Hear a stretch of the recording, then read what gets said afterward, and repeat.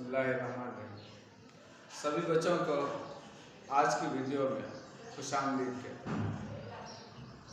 जिन बच्चों ने अभी तक हमारा चैनल सब्सक्राइब नहीं किया वो अभी से हमारा चैनल सब्सक्राइब कर लें ताकि आने वाली वीडियोस आप लोगों को आसानी से पहुंच सके। चलते हैं आज की टॉपिक की तरफ। पिछली वीडियोस में हमने इलेक्ट्रोकेमिस्ट्री के कुछ टॉपिक्स पढ़े थे, जैसे डिफरेंस बिटवीन इलेक्ट्रोलाइटिक और इलेक्ट्रोकेमिकल सेल। इसमें हमने पढ़ा था कि इलेक्ट्रोकेमिकल सेल के अंदर स्पॉन्टेनियस रिडॉक्स रिएक्शन होता है, जिसकी मदद से हम लोग केमिकल एनर्जी को इलेक्ट्रिकल एनर्जी में कन्वर्ट करते हैं। और इलेक्ट्रोलाइटिक सेल के अंदर नॉन स्पॉन्टेनियस रिडॉक्स रिएक्शन होता है, यानी रिडॉक्स रिएक्शन नहीं होता, और उसमें हम लोग इलेक्ट्रिकल एनर्जी को केमिकल एनर्जी में कन्वर्ट करते हैं।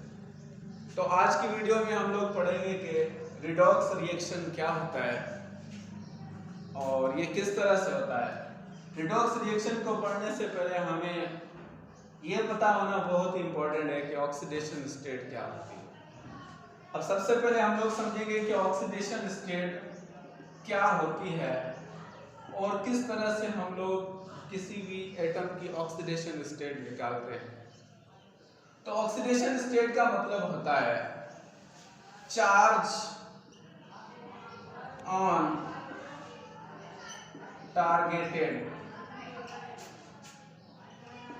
एटम इन अ कंपाउंड, यानी एक कंपाउंड में किसी भी एटम पे जो चार्ज होती है वो उसकी ऑक्सीडेशन स्टेट होती है। तो सिंपली आप लोग कह सकते हैं कि charge on any atom is called its oxidation state. अब फर्ज करें कि हमारे पास एक सब्सटेंस है, एक एटम है जिसका हमने नाम रखा ए, और दूसरा सब्सटेंस है जिसका हमने नाम रखा बी। अब इन दोनों का आपस में हम केमिकल रिएक्शन करवाएंगे। बिफोर केमिकल रिएक्शन इन दोनों का ऑक्सीडेशन स्टेट 0 है, इसलिए हमने इसके ऊपर 0 लगाया, यानी अभी इन दोनों का आपस में रिएक्शन नहीं हुआ। अब इनको हम रिएक्शन करवाते हैं। रिएक्शन करवाने के बाद एक नया कंपाउंड बना AB। अब यहाँ पे A की ऑक्सीडेशन स्टेट क्या थी? वो 0 थी। यहाँ पे फर्ज करें +1 हो गई, और यहाँ पे ऑक्सीडेशन स्टेट B की वो 0 थी, यहाँ पे -1 हो गई। तो इसका मतलब ये होता है कि इस एटम पे, इस कंपाउंड के अंदर जो चार्ज है उसी को इसकी ऑक्सीडेशन स्टेट कहा जाता है। अब फर्ज करें हमने सोडियम और क्लोरीन का आपस में रिएक्शन करवाया। अब बिफोर रिएक्शन सोडियम की ऑक्सीडेशन स्टेट 0 है, क्लोरीन की ऑक्सीडेशन स्टेट यहाँ पर 0 है। अब दोनों का आपस में रिएक्शन हुआ। रिएक्शन होने की सूरत में हमारे पास कंपाउंड बना NaCl। NaCl में सोडियम की ऑक्सीडेशन स्टेट +1 हो गई और क्लोरीन की ऑक्सीडेशन स्टेट -1 हो गई। इसी को हम लोग कहते हैं ऑक्सीडेशन स्टेट। इक्वेशन को बैलेंस करेंगे तो आप लोगों को पता लग जाए। तो this is called oxidation state. किसी भी एटम पे, एक कंपाउंड के अंदर मौजूद जो चार्ज होती है उसी को ऑक्सीडेशन स्टेट कहा जाता है। लेकिन एक बात याद रखें कि एक मॉलिक्यूल के, जैसे सल्फर डाइऑक्साइड या SO4 सल्फेट के अंदर -2, अब इसमें से हम लोग ये नहीं कह सकते कि इस मॉलिक्यूल पे ऑक्सीडेशन स्टेट है, क्योंकि मॉलिक्यूल पे ऑक्सीडेशन स्टेट नहीं होती। किसी भी एक मॉलिक्यूल या कंपाउंड के अंदर ऑक्सीडेशन स्टेट होती है। किसी भी एटम पे चार्ज होती है उसी को ऑक्सीडेशन स्टेट कहते हैं। अब याद रखें कि ऑक्सीडेशन स्टेट 2 तरह की होती है। एक होती है रियल, एक होती है वर्चुअल। अब रियल और वर्चुअल ऑक्सीडेशन स्टेट का मतलब क्या होता है? जैसे समझ लें कि सोडियम पे प्लस है, क्लोरीन पे -1 है, सोडियम पे +1 है, तो ये उनकी रियल ऑक्सीडेशन स्टेट है। लेकिन अगर हम लोग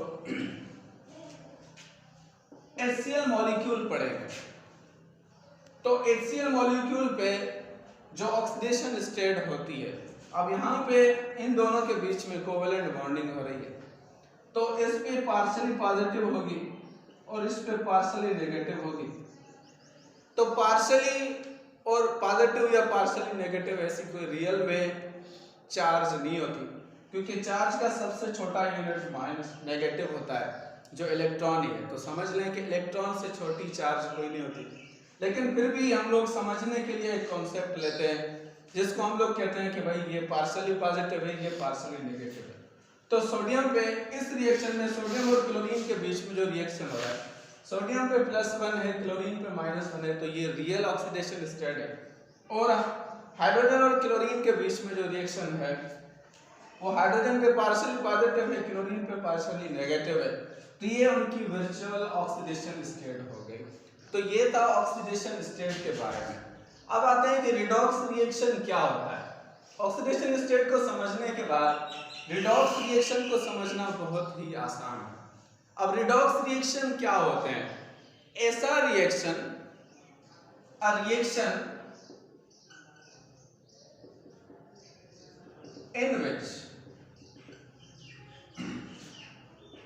oxidation state of substances or atoms changes called redox reaction। अब ऐसा दो चीजों के बीच में ऐसा रिएक्शन, दो सबस्टेंसेस के बीच में या आइटम्स के बीच में ऐसा रिएक्शन जिस रिएक्शन के वजह से उन दोनों की ऑक्सीडेशन स्टेट चेंज हो जाए, इस तरह की रिएक्शन को रिडॉक्स रिएक्शन कहा जाता है। A type of reaction in which oxidation state of substances changes, this is called redox reaction। तो आप लोग सोडियम और क्लोरीन के बीच में जो रिएक्शन हो रहा है इसी को भी रिडॉक्स रिएक्शन कह सकते हैं। जैसे हमने पढ़ा है कि इलेक्ट्रोकेमिकल सेल के अंदर रिडॉक्स रिएक्शन होते हैं, उन्हीं रिडॉक्स रिएक्शन की वजह से इलेक्ट्रिकल एनर्जी बनती है केमिकल रिएक्शंस की वजह से। तो ये था ऑक्सीडेशन स्टेट और रिडॉक्स रिएक्शन के बारे में।